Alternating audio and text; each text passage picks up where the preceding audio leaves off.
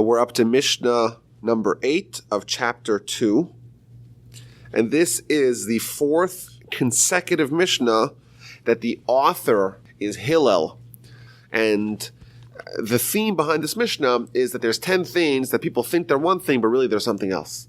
And I'm going to tell you these 10 things, I'll tell you what they really are. So let's read the Mishnah quickly, and then we'll go through it a bit by bit. Hu haya omer, he would say. Again, this is Hillel. This is something Hillel would say quite frequently. And 200 years later was codified into the Mishnah by his great-great-great-grandson, Rabbi Judah the Prince. Marbe basar, maber rima. The more flesh, the more worms. The more flesh someone has, the more worms they have. Marbe nechasim, marbe daida. The more possessions, the more worry. Marbe nashim, marbe shafim. The more wives, the more witchcraft. Marbe shvachos, marbe zima. The more maidservants, the more lewdness. Marbe avadim, marbe gezel. The more manservants, the more thievery, the more theft. So those are the first 5 things which are bad. And what's the 5 on the positive side? Marbe Torah. On the other hand, the more Torah, marbe chaim, the more life. Marbe yeshiva, the more students. Marbe chachma, the more wisdom. Marbe eitzah, the more counsel, the more marbe tvuna, the more understanding. Marbe tzedakah, marbe shalom, the more charity, the more peace. And finally, kana shem tov kana la'atzmo, one who gains a good name or a good reputation has gained it for his own benefit, and the one who has gained kana divrei Torah, the one who has gained for himself Torah knowledge, kana lo chaye olam haba, he acquired for himself the life of olam haba. So these teachings, obviously, there's a lot hidden beneath the surface of Hillel's reclassification of how we're supposed to think about certain things. So it begins with marbe basar, marbe rima. The more flesh in one's body, the more worms. So what does this mean? So all the commentaries explain that after someone dies, they get buried. What happens to the body when the body gets buried? It starts to decompose and be chewed on by worms and maggots. That's what happens to the body. And therefore, if someone is really slight, well, there's not so much worms there's not so much meat in the bone for the worms to chew on. But if the person is somewhat tumescent, then there's a lot more meat, a lot more flesh for the worms to chew on. This is kind of like a nauseating thing to think about, but it's a very powerful lesson that's inherent in this saying. And I would say the central conflict, the central challenge in our lives, according to the Torah, is what is our perspective on our life here. We talk about the afterlife, and that I have a pet peeve about the word afterlife, because afterlife implies that there's life, which is primary, and there's something comes after, which is like a nice bonus. It's afterlife. But that seems to, the hierarchy then is there's life, and then there's something comes afterwards. It's like the after party. There's the party, and then there's an after party. According to the Torah, it's kind of the opposite. The afterlife is life.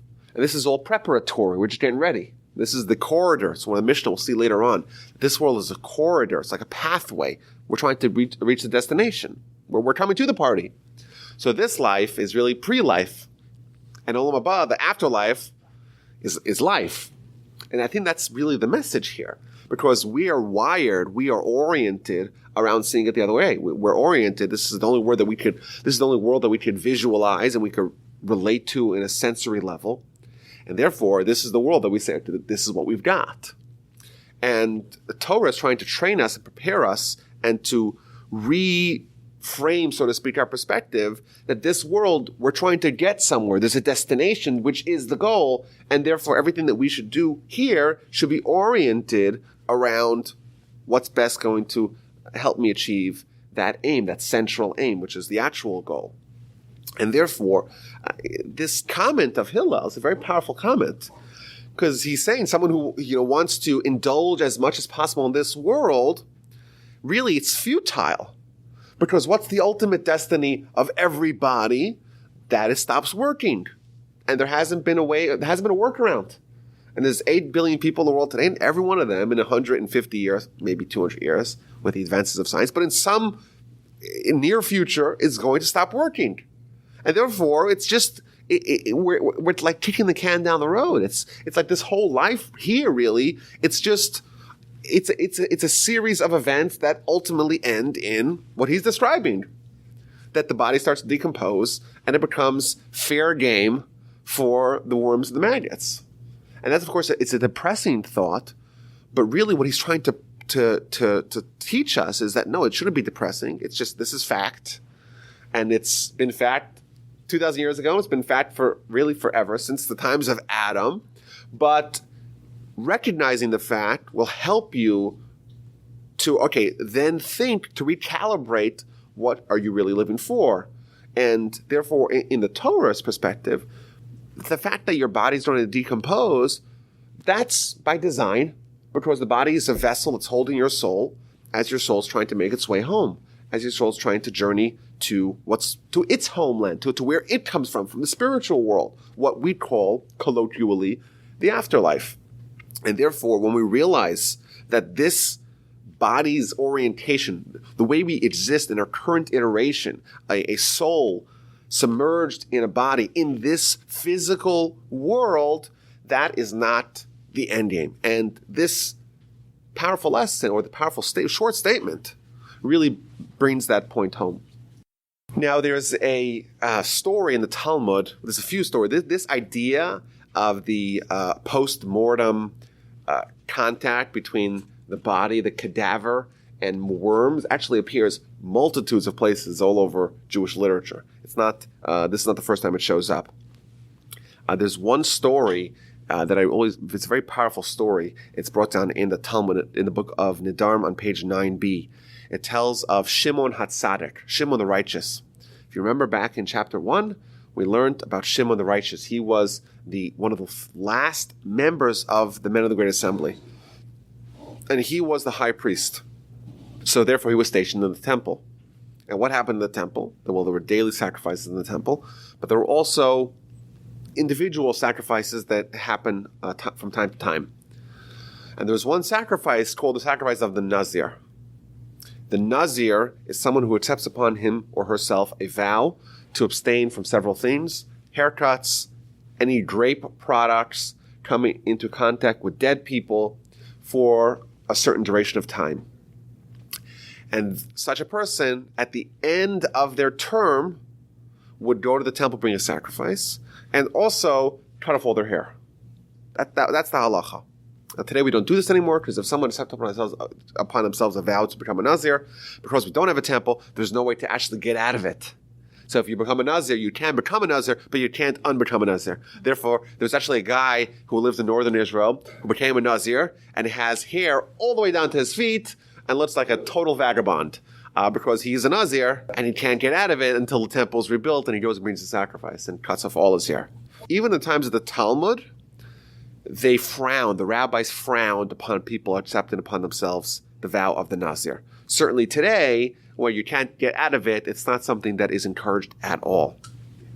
But Shimon the righteous made a pronouncement. I don't like people who become a Nazir. I don't like it. It's like artificial asceticism. It's not for us. We don't encourage it. But there was once a story about this one Nazir who came to the temple, and I enjoyed the story so much. This is the one time that I partook in the ceremony of the Nazir. What's the story? He tells a story. There was once a young man with long, flowing locks of hair who came from the south of the land of Israel and came to the temple. Why? He's here to bring his sacrifice and to get his haircut. So Shimon the righteous, the high priest, starts to debrief him, to interview him. Well, why did you decide to cut off your luscious hair? You know that in part of the process, inherent to the process of the Nazir, is you got to cut off your hair. This person has such beautiful flowing locks. Why would you want to do that? Why would you want to cut off your hair? So he tells him the story. I was a shepherd for my dad, and I was once taking my flock to the well or to the brook to get some water. And I saw my reflection in the water. And I saw how beautiful my hair was and how handsome I was. And suddenly I had this rush of the Yetzer Hara, of the evil inclination, saying, you got to go sin, you got to maximize your your good looks with the ladies. And the Nazir continues, and my Yetzer Hara wanted to destroy me from the world. And therefore I said to him, wicked one, why are you being prideful in a world that's not yours, in a body that will eventually be consumed by worms and maggots? I'm making a pledge right now. I'm going to cut off the hair for God. And right on the spot, he accepted upon himself the vow of the Nazir. And Shimon HaTzadik now is talking. He's like, wow, he was so impressed. He kissed this Nazir on the forehead, and he said, people like you should become a Nazir in the land of Israel, but not anyone else. That's the story. And I think he really, in this account of the Nazir from the south, we really get kind of to the heart of the issue of what Hillel is trying to convey here. The Yetzer Hara was trying to get this Nazir, this lawn flowing locks from the south, a lad, to sin. By definition, a sin is an act that favors life and that optimizes for pleasure in this world. That's what a sin is. And therefore, the person's hair, so beautiful, it can be used for two purposes. It could be used for the physical world to try to capitulate to the Yetzer Hara and sin, or it could be used for the mitzvah, for the Nazir, to cut it off in a ceremony of a mitzvah.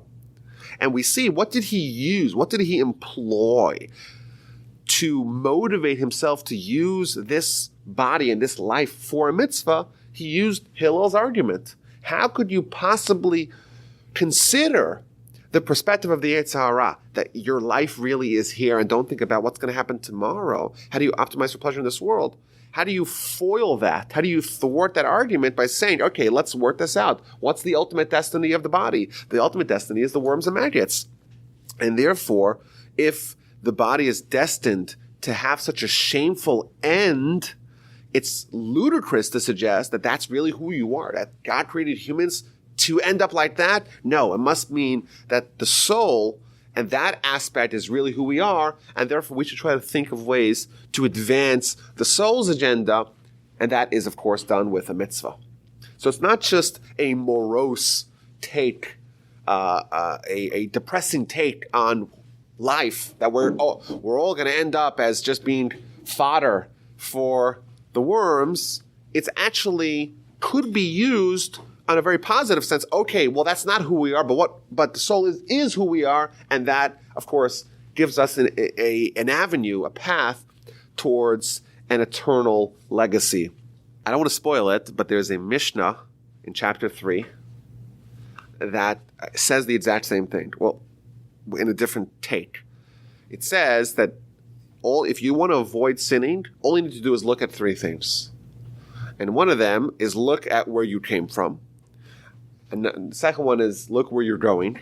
And the third is look or recognize before whom you're destined to give a reckoning and accounting before. And where you came from a putrid drop. You don't really have a very inspiring backstory, your body at least. And you're going to a place of ream of a tolea, a place of worms and maggots. And that, of course, is fact, that all the bodies end up there. And what that mishnah is telling us, same idea that Hillel is saying, that the perspective that leads us to go down the path of sin is because we don't actually recognize that the argument, the proponent, so to speak, of pursuing a life of prioritization of the body, we don't realize that it's a house of cards. It's a Ponzi scheme, because ultimately it's going down to zero. The ultimate legacy of everybody is worms and maggots. And when we recognize that, we could say, okay, so what are we really living for? And that's, I think, the ultimate lesson of the Mishnah. Now, there is, just to finish up on this point, there is an amazing midrash that, if we had all the time in the world, I would give it as homework, required reading, about the death of Moses, all the way to the end of the Torah, the very last section in the Midrash, in the Midrash Rabbah. It's a very lengthy account. It talks about Moshe not wanting to die. And God says, okay, he's got to die. And of course, that's a theme of Deuteronomy. One of the themes of Deuteronomy is Moshe doesn't want to refuse, wants to go into the land of Israel. But God says, okay, we're going to take Moshe's soul out of his body. and God sends angels, and Moshe thwarts them and just battles them. And God says, good angels. And Moshe says, no. And God says, bad angels that are sharpening their swords. I'm going to take Moshe's soul. And Moshe trounces them and steers them and sends them flying away. And then finally, there's a showdown, the ultimate showdown between God himself and Moshe's soul. And there's a dialogue between the two. It's a fascinating dialogue where God's speaking to the soul. Biti, my daughter. The soul, the Hebrew word for the soul in Hebrew is neshama, which is the feminine. It's a feminine, because every Hebrew word has either masculine or feminine. So God's addressing the soul. My daughter, come, I got a special place for you. And the soul, even though generally death for the soul is liberation, the soul says, no, I want to stay here. There's no better place. I don't want to be next to your throne. I want to be in the body of Moshe. And what it says is something very fascinating, which to me really brings home this point. This is a quote, is there a holier or more pure body in the world, more pure than the body of Moshe, that in its history never saw worms and maggots? That's what it says. And therefore, I want to stay here, and ultimately God has to take it out by force, so to speak. But to me, what's so striking about this, because I always understood, is that the worms and the maggots appear in the body after death. Moshe's still alive, and Moshe's soul is saying this body, over the course of its life, has not had worms and maggots, which is implying that all other bodies have had worms and maggots. And to me, it was like, wait a minute, what does that mean? And I think this is a little bit of a subtle point. My takeaway from this was that what happens to the body after death is exactly what happens to the soul during life. The Talmud tells us that a person's deeds, a person's sins, actually gnaws away at the soul. It actually implants itself and starts to corrupt and defile and sully the soul. And my takeaway from this was that what the body does to the soul, so to speak, during the lifetime, the body together with the Yetzer Hara, sin does to the soul during the lifetime, that's exactly what happens to the body after death. And therefore, what Moshe's soul is telling us is that I have not been corrupted at all. There's no worms and maggots, so to speak, in the soul brought about by the body of Moshe, and therefore, like, his soul is pure and his body is pure. And therefore, if you were to exhume Moshe, you wouldn't find that his body was chewed up by worms and maggots, because only, or to the degree that the person's soul was subject to defilement in life, that is the degree of defilement the body gets after death. And there was a story in the 19th century, or maybe it might have been the 20th. You know what? I think it was the 20th century. I think it was like 1930 something. This story is widely accepted. It's widely documented. I, of course, was born in 1986, so I cannot say that I saw it, but it's been widely documented, and you can Google it. The Gaon of Vilna, Rabbi Elijah Kramer of Vilna, who passed away in 1797. He was born from 1720 to 1797. He was the greatest Jew of the 18th century, and maybe even of centuries prior. A monumental Torah scholar, knew all of Torah, everything by heart, and backwards and forwards and everything. And I actually have a whole podcast on his story on the Jewish History Podcast channel. I believe it was the Soviets. They were doing some sort of building project around the area where he was buried. And despite all interventions, they were going to disinter Jewish graves. Or I don't remember the exact story. Maybe they allowed a certain amount of graves to be disinterred, but the rest of them they just plowed over. I don't know the story, but regardless, they exhumed the Gaon of Vilna's body and reburied it somewhere else. And the story goes that they found him entirely intact. Not only that, they found that his beard was still wet because a Jewish body is buried is plunged into the mikveh, into the ritual bath water, before it's buried. He said that his skin was entirely intact. Everything was untouched by the worms and the maggots. And his beard was still dripping wet as if it just came out of the mikvah 5 seconds ago, even though this was 150 years, so it's been buried. And that's the idea. And this idea is found in many places in Jewish literature. Again, this is a little bit of a kind of a creepy idea to talk about. But they actually inspected it, and it's true. They exhumed the Gaon of Vilna's body, and they found it was entirely intact and untouched by the creepy crawlers that attack most other bodies. What Hillel is saying is unimpeachable. The body stops working at a certain point. Right. And that is an important lesson to think about, even though we know it's true. If you ruminate upon it and you say, okay, how should I model my actions, my priorities, my choices, given through the lens of this piece of knowledge, that's a very valuable exercise. And I think that's for sure a takeaway that we can have. That when we recognize that your body ultimately has a shelf life, therefore you start searching for, okay, what can I make that's an eternal legacy? Because that's something we all have inherent within us, that we want to live forever. We don't like the idea of just disappearing into the dust of history. So the next thing that Hillel tells us is marbe nechasim, marbe daiga. The more possessions, the more worry. Now, this is not to be misconstrued that we believe in asceticism. We believe that someone should have no material possession, that we believe that no one should have any material possessions and just live for the spiritual world. That's not a Jewish ideal. That's other religions do that. We don't.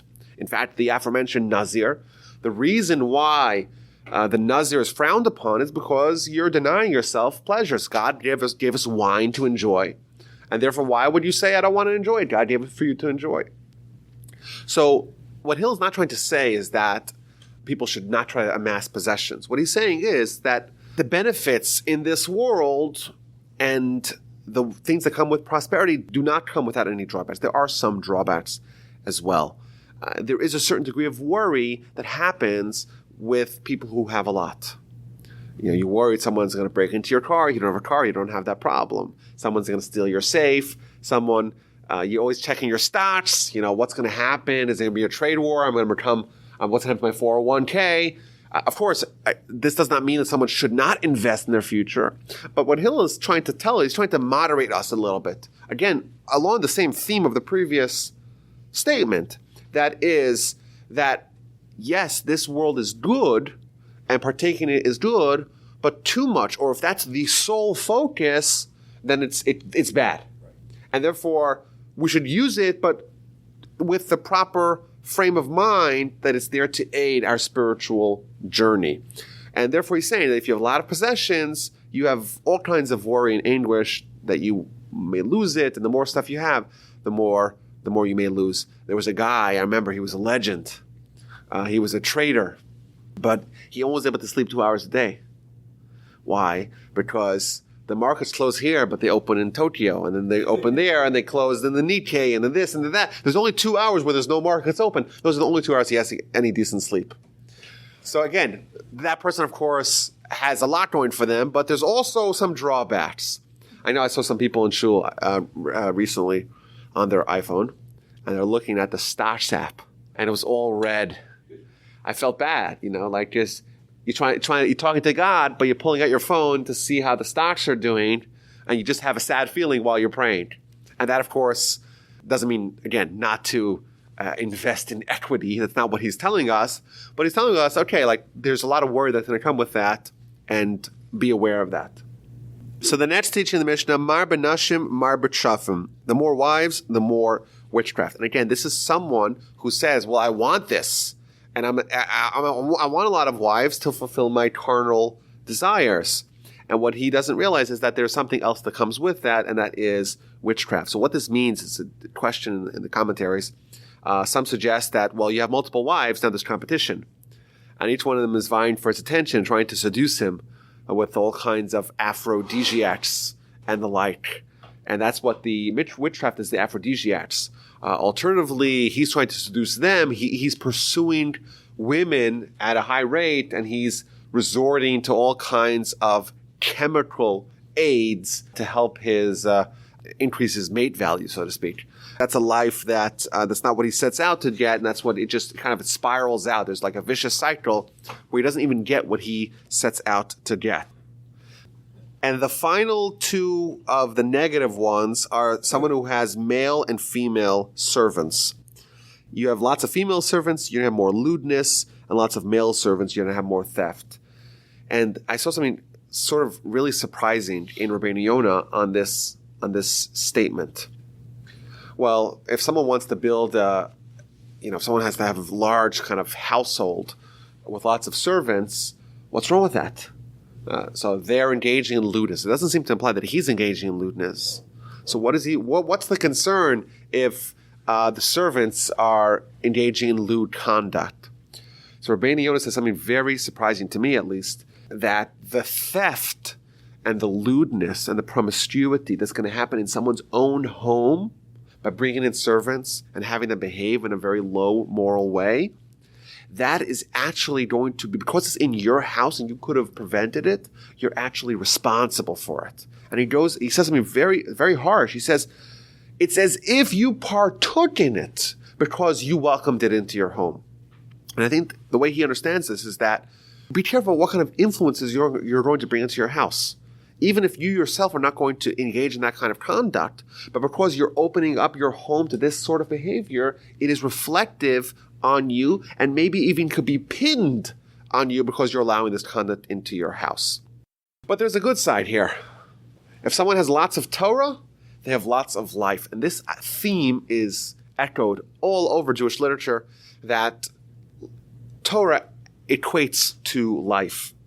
Why? So first of all, there's a verse in Deuteronomy, a very famous verse, that man needs more than bread alone. You need also the word of God. And the way this is understood is that we exist in two almost opposing realities. We have the body and we have the soul. They're similar, but they're opposite. They're similar because they both need sustenance and nourishment. But they're opposites because the nourishment of the body is the opposite, or is different than the nourishment of the soul. The body needs bread, it needs water, it needs oxygen. The soul needs Torah, and needs mitzvos. It needs the spiritual nourishment, sustenance. And therefore, man doesn't need just bread, you need also the word of God. You need the counterweight, the bread, the spiritual bread for the soul. And therefore, the more Torah you have, the more life you have, the more vitality you have. And it's interesting, the sources say that man, if you break down man to the components, the limbs and sinews, the actual number that you'll end up with is 613. The Talmud says this, that there's 613 parts of the human body. And corresponding to that, you have the 613 mitzvos. Each mitzvah relates to one part of the body, because that's kind of the body and the soul, so to speak, are mirrors of each other. And just like the body has 613 parts that each needs to be nourished, the soul also has 613 parts that each needs to be nourished, and each mitzvah corresponds and feeds, so to speak, one part of the soul. But the Reb Chaim Volozhiner in Nefesh HaChaim, in section 4, number 29, he says something very fascinating. He says, Torah is like a multivitamin. That Torah study itself, it doesn't just feed one isolated part of the soul, so to speak. It doesn't infuse life into one part of the soul. It actually, it's like a magic, it's like a magic miracle drug.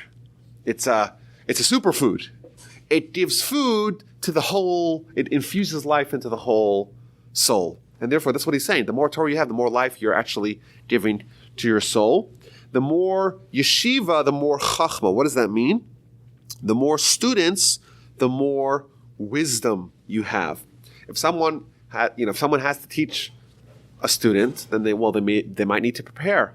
If someone has to teach 15 students, then the amount of preparation has to go up, because the amount of questions that you may have, and the result of that process is a more sharpened wisdom. And therefore, the more students you have, the more wisdom that you're going to have. And I saw actually one of the commentators has an interesting idea here. He says the more Torah that you're studying, the more it sharpens your mind. And that will extend not just to matters of the spiritual, but also to matters of the material. When someone studies Torah, it makes their mind kind of like a razor sharp. And therefore, that could be applied in every area where the mind needs to be used, not just Torah itself. So he says, you take someone, they study Torah, but they're totally ignorant to matters of the world. And you drop them into the world. You drop them into the finance desk, or to the technology room, or to the boardroom, or to the engineering workshop. And wherever they are, because their mind is so honed and sharpened because of their Torah study, it actually could help them in areas of life where they haven't been actually technically trained in, but they have, so to speak, the tool, the mind that is applicable in all those other areas. The more study, the more wisdom. What's the next one? The more counsel, the more understanding. We have a tendency to think that we have all the answers. And it takes a dose of humility to say, I don't know the answers, and I have to go ask someone. I have to go seek counsel. And Hillel here is encouraging us, the more counsel, the more understanding, because each one of us has a certain perspective. And we have a narrow band of experience, of insight, of intellect, and of Weltanschauung. But the more people you expose a given dilemma to, the broader perspective you're going to earn. Because every person has a different take and a different system of processing information and examining and dissecting dilemmas, and more different life experiences, more diverse life experience. And therefore, even though it demands a lot of someone to go seek counsel, because it's a tacit acknowledgement of their own ignorance or their own lack of answers, but when they do that, they actually get more understanding. And in fact, the Musar masters would always encourage people to ask advice, but not just to ask advice from the experts. Ask advice from people that are less talented than you, that are less wise than you, that are less capable than you, and you ask their advice and follow their advice, because that will help you gain humility. To go ask advice is difficult. To go ask advice from someone who's less intelligent than you is even more difficult. Don't do that, because that exercise will ultimately yield that you'll become a more perfect character. The last of these aphorisms are Mar b'tzedakah, Mar b'shalom.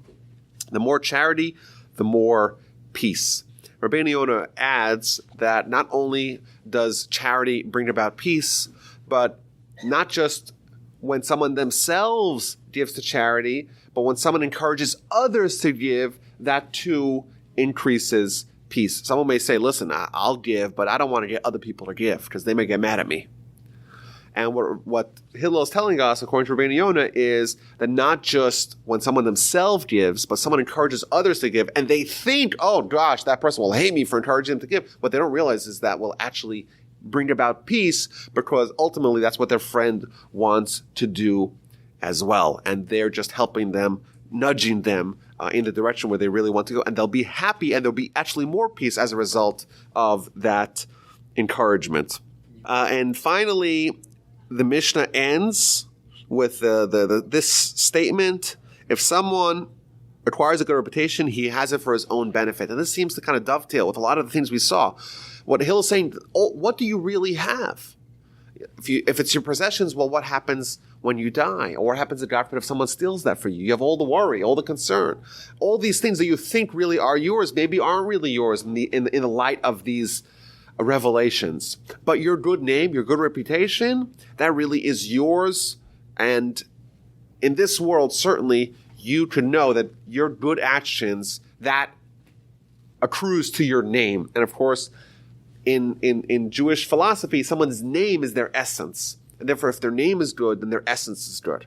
And that, of course, is something which is much more empowering to know that they are becoming a good person. That's really theirs. And finally, if you have the words of Torah, you have the life of Olam Haba. Beyond a good name, which is a reputation, which is someone's essence in this world, is the fact that the Torah that they're going to study is actually their ticket, their golden ticket to eternal life in Olam Haba. And that, of course, is what we call the afterlife, but really it's life. And that's what the message he's trying to get is that let's think about the existence of our soul and the life of our soul and the destiny and the legacy of our soul.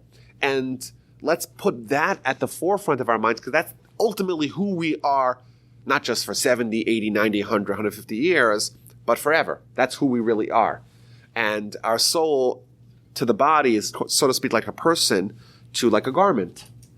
And the reason why the soul and the body each have 613 parts is because the body is tailored to fit the soul. We always think of it as the opposite. We think that the soul is an accessory to our body. But really it's the opposite. The body is the accessory to the soul. And when someone dies, it's almost as if they're just taking off their fleshy pants and fleshy garment. But their soul is still alive, even more alive now. And the conflict of our life is that the Yetzer Hara, the evil inclination, makes us identify as the garment. We think that we're the garment. That's who we really are. And therefore, we direct all our efforts towards advancing the health of the garment. It's like those people who have those rollers, the rollers that they take up the lint. Like that's what they do. Their whole life is they're lint rolling their garment. Like, how do I make my garment more nice? But themselves, they don't care about. You start identifying as the garment and not as the person themselves. And I want to add something. We know today that every day you're like upgrading, and we can have the physician tell us that this is actually true. You're upgrading your cells. You're constantly replenishing your cells of your body, and you're throwing away the old cells and getting new cells. So what that means is your body today is not even the same body that it was yesterday. There's millions of cells that are different. Millions of particles, of components of your body that is not even the same today as it was yesterday. So how could you say you're one person? Your person is your body. No, your body is ever changing. It's not even one thing. It's like a rental car. You don't really think about it because it's like you got one today, you got a different one tomorrow. It's not who you are. You are you. And I want to theorize, this is me speculating here, that the Almighty made it like that the cells replenished to give us this message. And from what I heard, and again, I don't know if this is true, I'm not a scientist or a biologist or a physician, but that every 7 years, the entirety of your body on a kind of molecular level, on a cell level, is entirely different than the way it was 7 years prior. So how could you say you're the body? How could you say that when it's constantly changing and it's not even a physical thing that remains constant even for the 70 years? I heard from a dear friend of mine that maybe this is why the debts are annulled every 7 years, because your body's in a 7-year cycle, and therefore the body that you have today is entirely different than the body you had 7 years ago. You can't come and demand payment from this body that was for a loan that was borrowed from a previous body. That's why it's a 7-year cycle. Absolute stroke of genius. However, even though your body is constantly changing the cells, there's actually one part of the body that the cells remain constant. And the cells that you were born with are the cells you die with, and that's your brain. And maybe what this means is it kind of hints to the spiritual side, the ability of your mind to transcend your body. It's spiritual. To be able to conceive Torah, to connect, to understand, to have awe, trepidation of God, that's in your mind. And therefore, that kind of is more related to your spiritual side, and therefore, those cells don't disintegrate, don't diminish, you don't lose them, you don't filter them out, because that relates to your soul. Maybe, that's my theory. Regardless, a lot of very powerful lessons here from Hillel, and we'll look forward to the next Mishnah, where we meet one of Hillel's students, Rabbi Yochanan ben Zakkai, who became the leader of the Jewish people at a very critical juncture in Jewish history.